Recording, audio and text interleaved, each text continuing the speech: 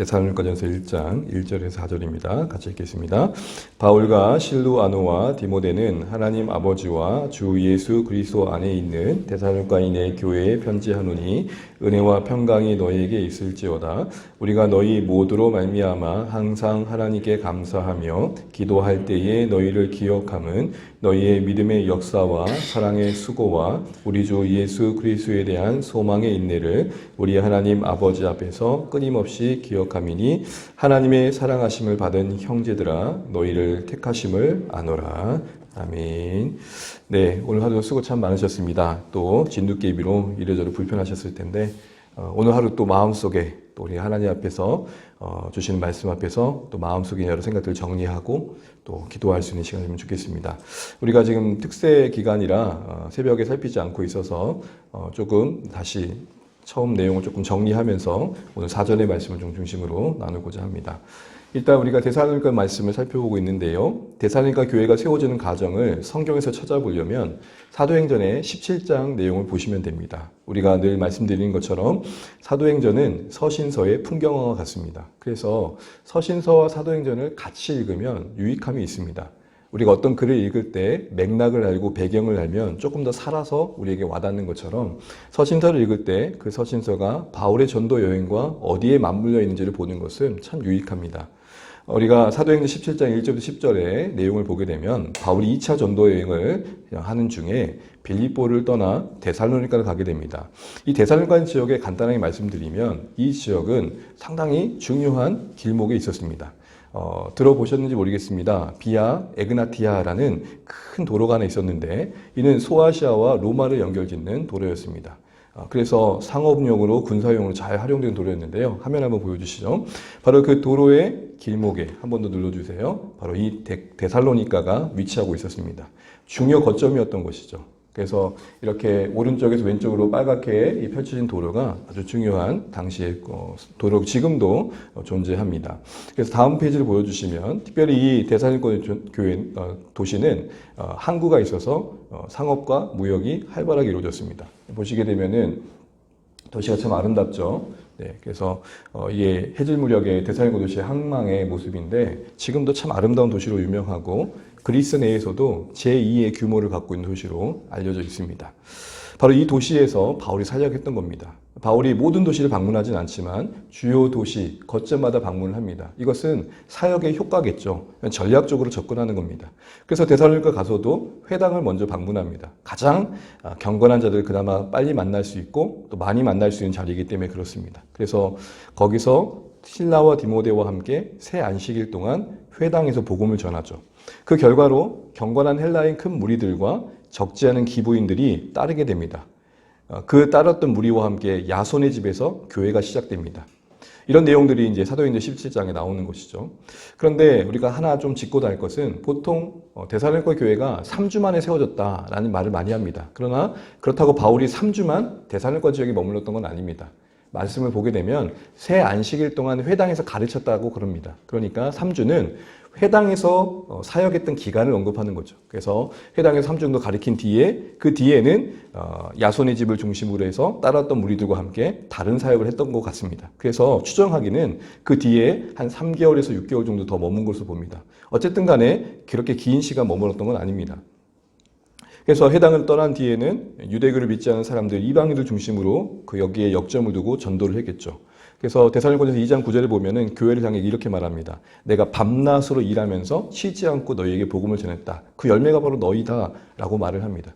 그런 구절에서 추정해 보면 바울은 회당을 떠나서는 다른 곳에서는 더 다른 모습들로 왕성한 사역을 했던 것입니다. 그런데 이렇게 사역에 대한 결과 속에서 교회가 세워져 가면서 유대인들이 그들을 괴롭혔던 겁니다. 고소합니다. 다른 임금 예수를 전한다는 비방을 하면서 핍박하고 바로 크리스찬들을 당시의 교회를 억압했던 것이죠.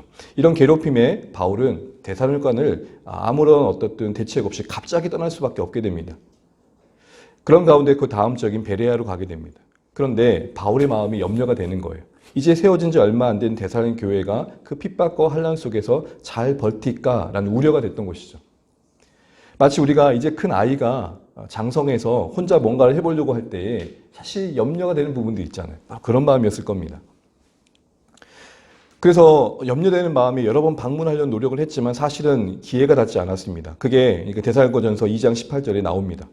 그러다가 바울은 아덴이라는 지역에서 디모데를 보내게 됩니다. 그리고 디모데가 다시 돌아와서 만난 장소가 고린도입니다. 바로 그 고린도에서 바울은 디모데에게서 데살로니가 교회 소식을 듣고 그 소식에 대한 반응으로 보내게 된 편지가 데살로니가 전서인 것이죠. 그 소식은 어떤 소식이었냐면 뜻밖의 굿뉴스였습니다. 많이 어렵고 힘들고 지쳐 있었을 것 같은 그들인데 핍박 중에도 믿음을 잘 지켰다는 것입니다. 특별히 바울의 일행에 대해서도 큰 원망 없이 좋은 생각을 가지고 보고 싶어 한다는 거였습니다. 물론 모두는 아니었지만 대체적인 좋은 소식을 듣고 바울은 위로를 받았고 그래서 그 교회에게 감사의 마음을 담아 칭찬과 격려의 내용이 담긴 편지를 보내게 되는 것입니다. 그러나 동시엔 아직 여전히 어린 모습이 있었고 미성숙한 교리에 대한 이해가 있었기 때문에 그들에게 교훈적인 내용도 담아서 함께 보내게 됩니다. 그래서 이 편지를 고린도에서 썼다라고 생각하고 있고 한 50년에서 51년, AD 50년에서 51년 정도에 썼다고 생각하고 있습니다. 주요 내용은 말씀드린 것처럼 1장부터 3장까지 내용에서는 격려와 감사의 내용을 담고 있습니다. 일부 내용은 바울이 어머니처럼 아버지처럼 그들을 위해서 얼마나 애썼는지의 진정성을 호소합니다. 왜냐하면 대체로 다 바울에 대한 오해가 없었고 보고 싶어 했지만 그 중에 어떤 일부는 바울이 갑작스럽게 떠난 게 사랑이 없는 증거야 라고 비방하는 자들이 있었기 때문입니다. 혹여나 하는 이 비방이 교회에 어려움을 줄까 봐 바울은 자신이 어떻게 교회를 생각하고 있고 섬겼는지를 다시 한번 상기시켜 줍니다. 우리 의도하지 않게 나는 그런 마음이 아니었음에도 불구하고 했던 행동이 혹여나 다른 이야기거리가 되어져서 어려움을 끼칠 수 있는 것에 대해서 생각해 보게 되는 것이죠. 이런 면에서. 그래서 바울은 혹여라도 그런 부분이 있을까 봐 정말 진정성 있게 그들을 섬겼던 부분을 상기시켜 줍니다. 그런 내용들이 함께 녹아져서 1장부터 3장은 내내 교회를 향한 참 고마운 마음과 그들의 안에서 일어나는 그 선한 모습들을 격려하고 칭찬합니다. 또한 4장에서 5장은 말씀드린 것처럼 다루어져야 될 여러 문제들에 대한 권면을 합니다. 대체적인 주제는 종말에 대한 주제입니다. 종말에 대한 바른 지식을 권면하고 그에 합당한 삶을 가리킵니다. 이런 내용들 속에서 이 데살로니가 교회가 갖고 있는 몇 가지 특징을 보게 되면은 일단 세워진 지 얼마 안 됐지만 제법 훌륭하다는 것입니다. 꼭 시간이 필요한 것만은 아닌 것이죠.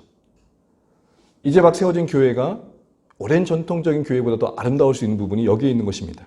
복음이 바르게 뿌려지고 있고 주의 은혜가 임하며 성령이 함께 역사한다면 언제든지 영향력이 있을 수 있는 것입니다. 물론 사이즈도 무시 못합니다. 그러나 진정한 영향력은 사이즈만으로 할 수 있는 건 아니라는 것이죠. 이제 막 세워진 교회가 그렇게 큰 사이즈가 아니었고 뭔가 대단한 건 아니었지만 그래도 주변에 영향을 끼치는 모습을 보면 그런 것을 생각해 보게 됩니다. 또한 그럼에도 불구하고 그들은 여전히 자라가야 할 부분이 있었다는 겁니다. 잘하고 있었지만 자라가야 될 부분도 있었던 겁니다. 그들에게 특별히 삶에 있어서는 대부분 아름다운 모습이 분명히 있었지만 신앙의 지식 면에서는 조금 더 부족함이 있었습니다. 앞서 말씀드린 것처럼 종말에 대한 이해가 미성숙했던 것이죠.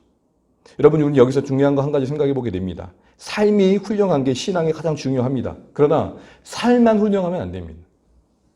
단지 삶만이 중요하다는 생각으로만 신앙생활을 하다 보면 뭘 믿든지 잘 살기만 하면 된다는 식으로 갈 수밖에 없는 것입니다.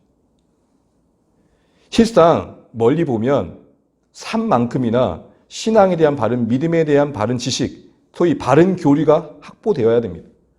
바른 교리가 없으면 궁극적으로 삶도 무너지는 경우가 많더라는 것이죠.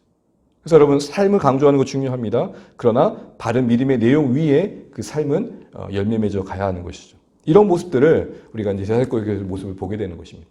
이런 맥락 속에서 우리가 1절을 봤을 때에 1절을 보게 되면 인사말이 나오죠. 특별히 눈에 들어오는 것은 바울이 다른 서신과 다르게 특별히 실루아노와 더불어 디모데까지 3명의 공동 발신자를 언급합니다.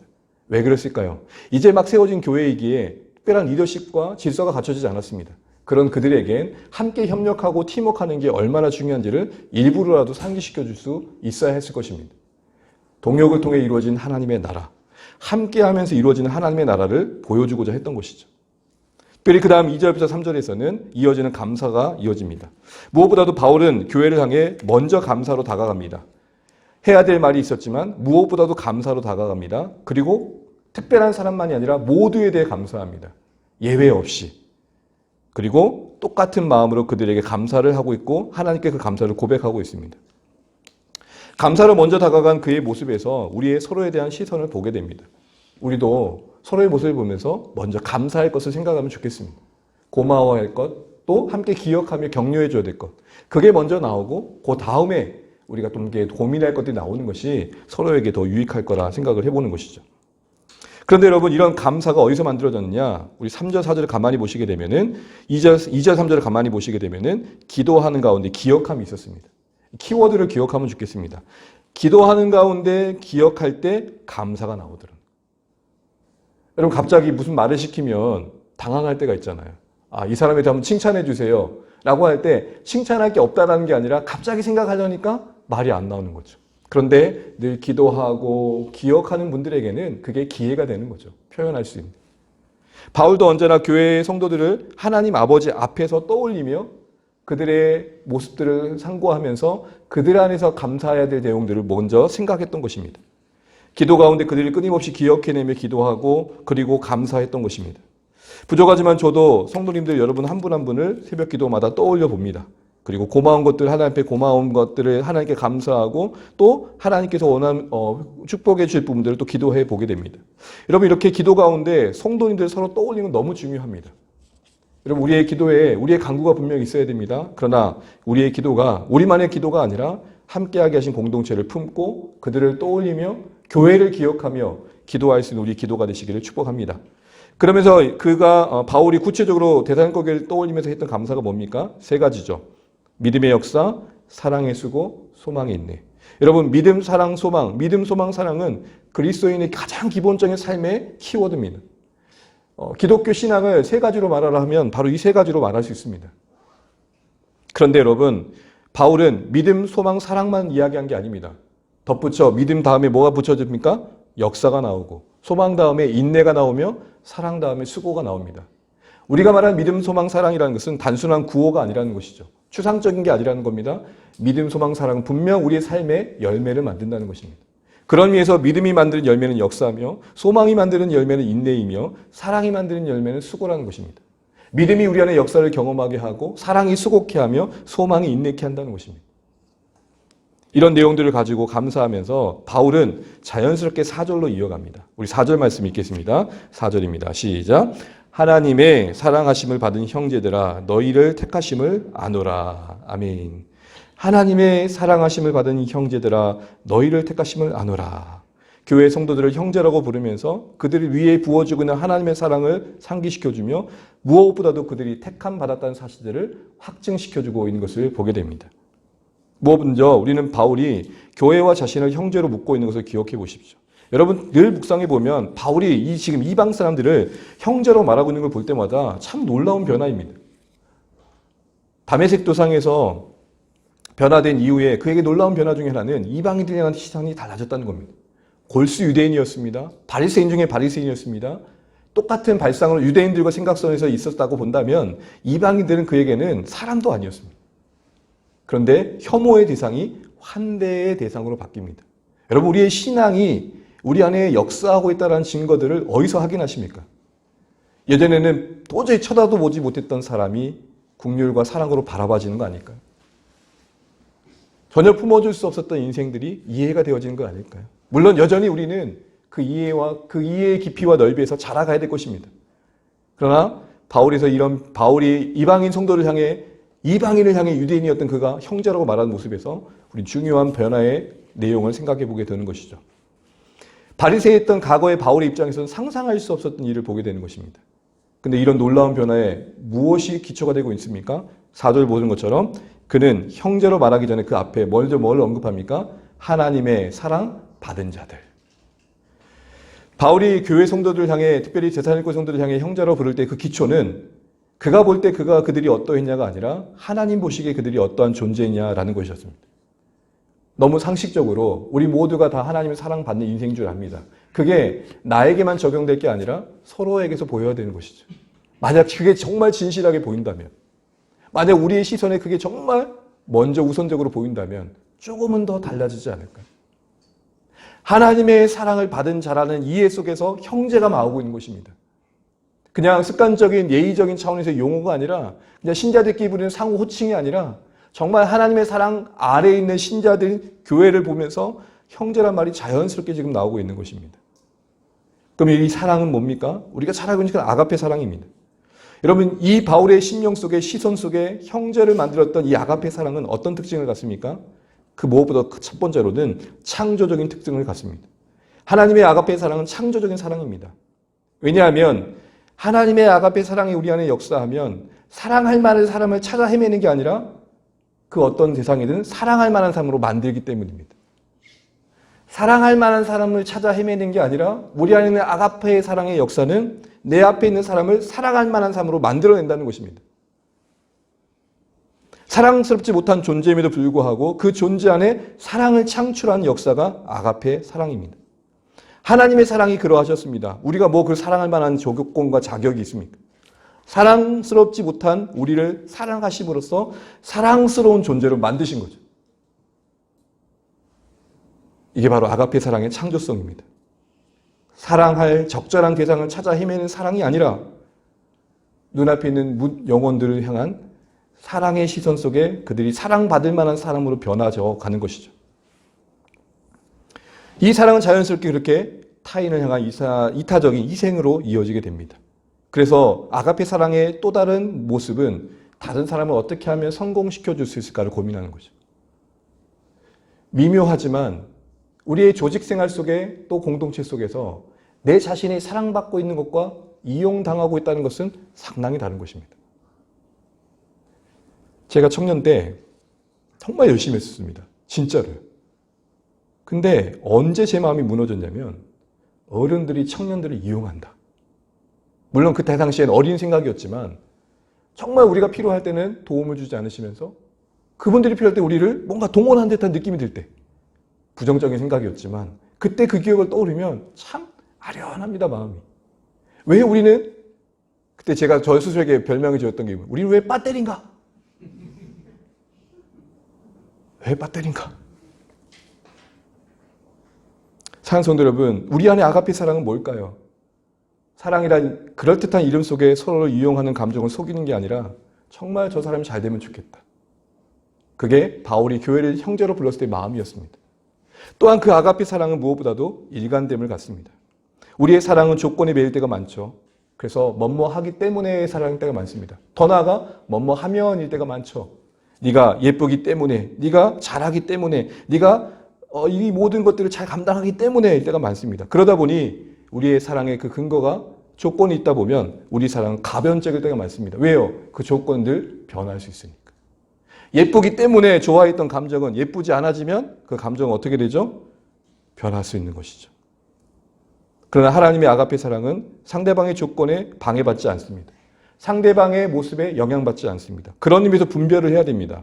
사랑과 좋은 감정은 다르다는 것입니다. 사랑이, 아가페 사랑이 우리 안에 선한 마음, 좋은 마음을 만들어냅니다. 좋은 감정을 일으킵니다. 그러나 모든 좋은 감정이 사랑일 수는 없는 것입니다. 왜요? 그 좋은 감정이 아가페가 아닌 그 조건에서 만들 수 있기 때문에. 그냥 좋으니까. 그냥 좋은 건 사랑이 아닐 수 있습니다. 왜요? 사랑은 좋은 감정이든 그렇지 않은 감정이든 그 어떤 기분과 감정에 영향을 받지 않고 일관되게 그 사람을 향한 희생과 선한 마음을 지켜가는 것이기 때문에 그렇습니다. 하나님의 아가페 사랑의 창조성과 희생과 이 일관됨이 우리를 주장할 때에 정말 공동체는 그 사랑의 역사를 보게 된다는 것이죠. 이처럼 단순한 형제라는 말 한마디로 던진 게 아니라 사랑 가득한 마음 담아 던진 이 형제란 말이 담고 있는 아가페 사랑의 특성에 비춰볼 때에 바울은 형제란 말 안에 참 많은 것들을 생각하며 고백했을 것입니다. 우리 안에도 이런 하나님의 아가페 사랑이 경험되어지고 맛보아지고 이곳에 있는 우리가 서로를 통해 그 아가페 사랑이 무엇인지를 알 수 있는 그런 선한 아름다운 모습들이 많아졌으면 좋겠습니다. 그러면서 바울은 그런 사랑받는 자라는 사실과 그들을 향한 형제의 고백 속에 이어지며 분명한 사실 한 가지 더 언급합니다. 그게 뭡니까? 너희 택하심을 아노라. 이 말을 하는 이유가 뭡니까? 교회여 너희가 사랑의 수고를 하며 믿음의 역사를 경험하며 소망에 있는 이 선한 열매를 맺는 모든 것들은 다 궁극적인 이유에서는 하나님께로 말미암은 것이다. 이걸 강조하고 싶었던 것이겠죠. 선택, 받음. 하나님의 먼저 너희를 계획하신 가운데 부르셨다는 사실을 강조하는 이 선택에 대한 이야기는 구원이 전적으로 은혜임을 이야기하는 것입니다. 이 말은 바꿔 말하면 우리의 구원이 교회의 시작이 그 출발이 하나님의 계획하심 속에 있다는 것입니다. 이걸 다시 바꿔 말하면 어느 누구도 우리 가운데 믿음을 가졌다고 할 때에 좀 더 나은 위치에 있었다고 감히 말할 자는 아무도 없다는 것입니다. 우리 모두가 예수 믿습니다라는 고백을 할 때에 하나님 편에서 볼 때 더 나은 위치에 있어서 우열 가운데 은혜 받은 심령들은 없고 모두가 다 어찌 보면 하나님의 선택이란 관점에서 보면 같은 출발선상에서 있었던 자들이라는 것입니다. 그러니 우리에게 주어진 믿음을 가지고 서로 우위를 나누는 것 자체가 믿음의 논리상 앞뒤가 안 맞는 것이죠. 왜요? 시작이 우리가의 어떠함이 아닌 우리가 무엇을 갖고 있음이 아닌 하나님께로부터 말미암았기 때문에 데살로니가 교회의 이 택하심을 강조하는 바울의 의중도 바로 거기에 있었을 것입니다. 우리 안에 그 어떤 원인과 이유를 찾을 수 없었던 사실을 재차 강조해야 할 이유가 거기 있었을 것입니다. 교회여 너희는 다 모두 같은 선상에서 부름받은 인생들이다.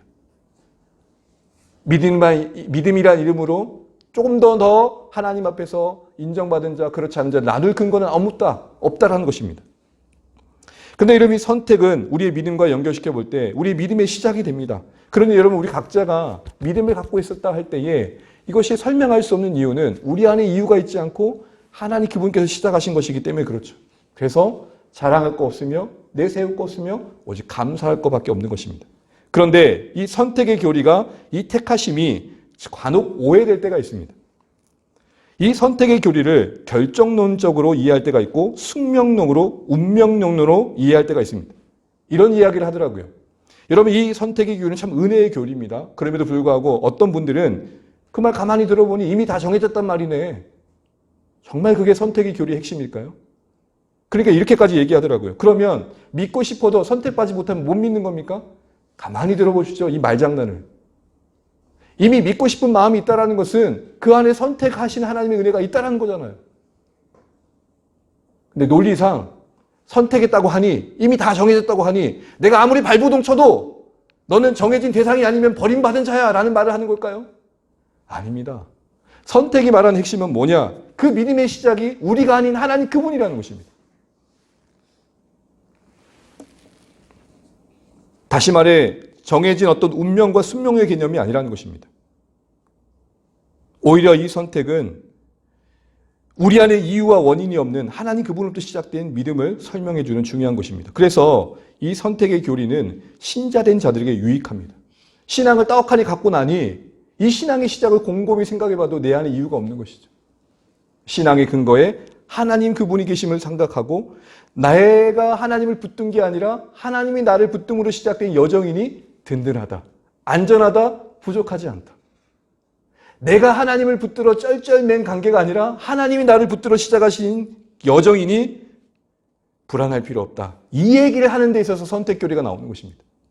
그러니까 믿는 신자들의 믿음을 견실하게 하고 그들의 구원의 그걸 오직 하나님께 두는 측면에서 칼빈은 예정을 말하고 선택을 말했던 거지 우리를 불안케 하고 또 저 사람 선택받은 사람 같아 버림받은 사람 같아 어떤 판단용으로 준 게 아니란 말입니다.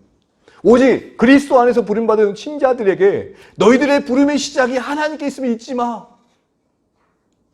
너희의 의지가 아니야. 너희 선택이 아니야. 너희 작정이 아니야. 그 이전에 하나님의 작정이 있었고 그 이전에 하나님의 의지가 있었고 그 이전에 하나님의 시작하심이 있었어. 그러니 그 결과로 주어진 믿음 아래 있는 성도들이여 불안해하지 마.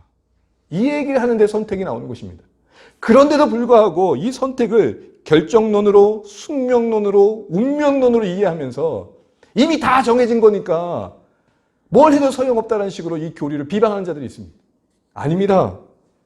그 안에 설명할 수 없는 하나님의 우리 안에 믿음의 시작하심이 있음을 말하는 바입니다. 그러니 이것은 이미 구원 얻은 신자들 안에 자신들의 구원을 점검하면서 그 구원의 근거를 고민할 때에 적용되는 교리인 것이죠. 이 이야기를 그렇게 데살로니가 교회에 했다는 것은 이런 말을 하는 겁니다. 데살로니가 교회여 바울이 아무리 탁월했어도 그 탁월함 때문에 너희가 믿음 갖게 된 게 아니야. 하나님의 은혜야. 그러니 너희들 안에 믿음의 역사와 사랑의 수고와 소망의 열매를 볼 때 하나님이 너를 붙들고 있음을 기억하면 좋겠어. 이 얘기를 하는 것입니다. 그래서 바울은 데살로니가 성도들의 믿음의 생활을 그런 측면에서 이해하고 감사하도록 도왔던 것입니다. 왜요? 그것만큼 그들을 안정케 할 것이 없기 때문에. 사랑하는 성도 여러분, 우리는 때로는 우리의 열심에 우리가 속아 하늘 가까이 있는 자로 스스로 여길 때가 있습니다. 그러다가 우리 스스로의 열심에 걸려 넘어지게 되면 바닥까지 가죠. 그때에 그 믿음이 누구로부터 말미암는지를 기억하십시오. 우리의 울부짖음이 아니었습니다. 우리의 의지가 아니었습니다. 우리의 찾고 구함의 결과가 아니었습니다. 하나님 그분의 찾아와 주심이었고 하나님 그분이 그리스도 안에서 우리를 붙드심의 시작이었습니다. 그러니 선택의 교리를 묵상할 때마다 우리는 무한 감사하고 늘 넘어질 수밖에 없는 우리의 신앙의 근거를 어디에 두었지를 고민하게 되는 것이죠. 그래서 바울은 이 선택을 이야기하면서 다시 한번 뭘 강조하느냐. 4절 말씀 다시 한번 보십시오. 4절 말씀 다시 한번 읽고 말씀 읽겠습니다. 시작. 하나님의 사랑하심을 받은 형제들아 너희를 택하심을 아노라. 그 택하심을 얘기하면서 하나님의 사랑도 함께 언급하고 있다는 것입니다. 그 택하심 속에 담긴 하나님의 사랑을 느끼라는 것이죠. 너희들로 말미암은 것이 아닌 그분의 무조건적인 사랑으로 시작된 너희들 안에 임한 그 믿음의 역사를 이해하라는 것입니다. 구원이 우리에게 달린 것이 아닌 하나님께 달린 일이라는 이 당연한 사실을 다시 한번 기억하라는 것입니다. 이 말은 바꿔 말하면 구원이 우리의 못남과 변덕스러움에 의해 좌지우지 되지 않음을 알라는 것입니다. 그러므로 구원의 확신을 갖는다는 건 내가 그리스도를 믿었다는 주관적인 사실보다 하나님이 나를 사랑하셔 택하셨다는 그 사실, 그 객관적 위에 두어야 하는 것입니다. 그런 의미에서 여러분, 우리 한 가지 생각할 것이 있습니다. 우리의 확신은 흔들릴 때가 있습니다. 그래서 중요한 건 하나님은 확실하시다는 겁니다. 우리의 확신은 흔들릴 때가 있지만 하나님의 우리에게 주신 구원은 확실하다는 것입니다. 우리의 확신에 확실함을 갖지 마시고 하나님의 확실함에 우리의 확신을 가지십시오. 에? 이해되십니까? 이 말이 이해돼야 돼요. 하나님의 확실함에 우리의 확신을 두십시오. 우리의 확신에 확실함을 두지 마십시오. 이것이 오늘 바울이 그 교회를 향해 하고 싶었던 말이에요. 왜요? 여전히 핍박과 어려움 속에 잘 견디고 있지만 그들도 지칠 수 있었을 것입니다. 그때 기억하라는 것입니다. 너희를 부르신 분이 하나님이시고 너희 안에 이 믿음의 싸움이 시작된 것도 하나님으로부터 말미암은 것다. 이 일을 기억하면서 승리하기를 원했던 것이죠. 말씀을 맺겠습니다. 사랑하는 성도 여러분, 이제 데살로니가 교회를 우리가 살펴가면서 이 아름답고 정말 모델될 만한 이 교회 안에 무엇이 역사하고 있는지를 우리가 함께 볼 것입니다. 그러면서 제가 데살로니가전서를 보면서 반가웠던 이유는 뭐냐? 주 안의 교회와 너무 상황이 비슷하는 것입니다. 이제 막 세워진 교회. 그런데 아름다운 본이 되어지고 있는 교회. 그 모습을 함께 맞물려 가면서 주 안의 교회 안에 어떤 은혜가 더 필요한지, 우리가 무엇을 더 구해야 되는지 기도하며 은혜를 구할 때 우리가 서신서와 함께 발맞춰가는 여정 속에 우리의 어그러진 걸음을 고쳐주시고 지친 무릎에 힘을 주시고 온전케 하실 것을 기대해 보게 됩니다. 그래서 여러분 뜻하진 않았지만 이 서신서와 함께 동행하는 우리의 걸음 속에 주 안의 교회를 더 견실하게 세워줄 하나님 은혜를 기대해 봅니다. 같은 기대와 소망을 가지고 우리 모두 말씀 앞에 함께 마음을 모아 이 말씀이 우리를 이끌어가는 대로 함께 가다 보면 어느새 우리가 함께 한 자리에서 만날 때 주시는 은혜 안에서 서로 더 기뻐할 줄 믿습니다. 이 은혜 기억하며 나아가는 우리 모두 되시길 축복합니다.